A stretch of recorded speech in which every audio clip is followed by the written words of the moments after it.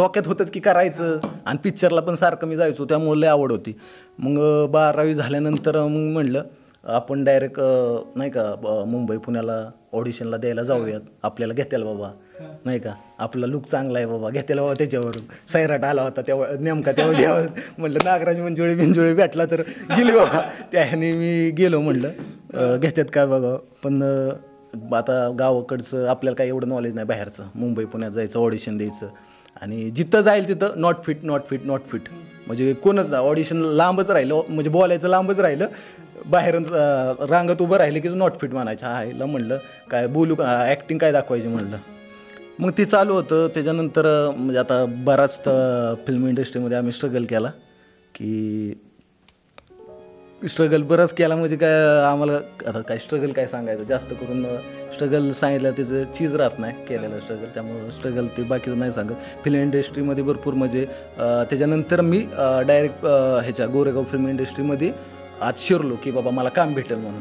मग त्याह्याने मी फिरत होतो, ऑडिशनमध्ये काही सिलेक्ट होत नव्हतं, आणि मग फिल्म इंडस्ट्रीमध्ये डायरेक्ट गेलो. सकाळचे गेले की चेक करत नाहीत, सकाळच्या एसटीनं मी फिल्म इंडस्ट्रीमध्ये, आणि सेट वाईज मी हिंडत होतो, काम भेटेल का बाबा मला तिथं. स्पॉट बॉयचं जरी काम दिलं ना तरी मी करणार, का तर मला तिथं म्हणजे सेटवर असल्यावर मला शिकायला भेटेल ॲक्टिंगचं अजून नॉलेज, ह्या हिशोबाने मी फिरत होतो, आणि सारखं मी फिरत होतो. आणि त्यानंतरनं कळलं की आपल्याला काय भेटा नाही, जाऊ दे त्याविषयी सोडून, नाही का, करत होतो. मग गावाला आलो, म्हटलं जाऊ दे मी आता 13वीला ॲडमिशन घेतो, कॉलेज पूर्ण करतो.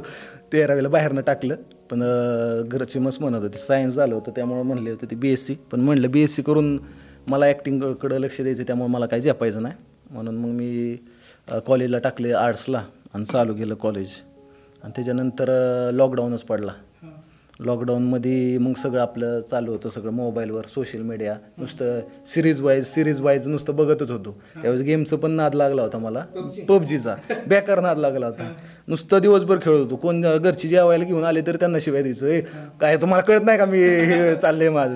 आणि मग सिरीज बघत होतो, आणि त्या सिरीजमधून मग डोक्यात आलं की नाही आता आपल्याला काही प्लॅटफॉर्म भेटा नाही, तर आपण प्लॅटफॉर्म चालू करायचा स्वतःचा.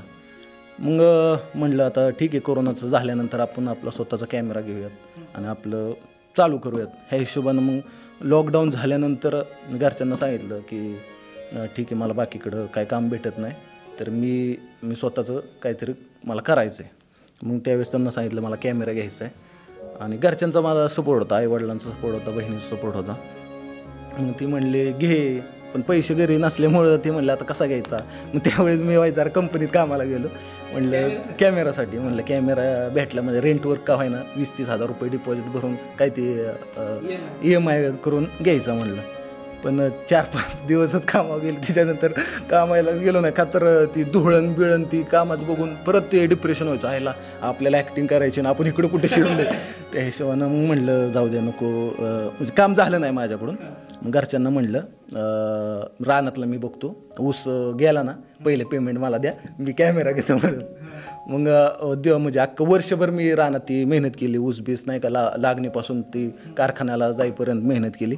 आणि ती पहिलं पेमेंट आलं की मी पहिला डायरेक्ट माझा मित्र निलेश भोसले, कॅनॉन 80D, तो म्हणलं तो त्यांनी हे सजेस्ट केलं होतं, म्हणलं की तो कॅमेरा चांगला आहे वेबसिरीजसाठी. हां ठीक आहे चालेल. मग त्याला घेऊन मग आम्ही मुंबई गाठलं, कॅमेरा वगैरे घेतला.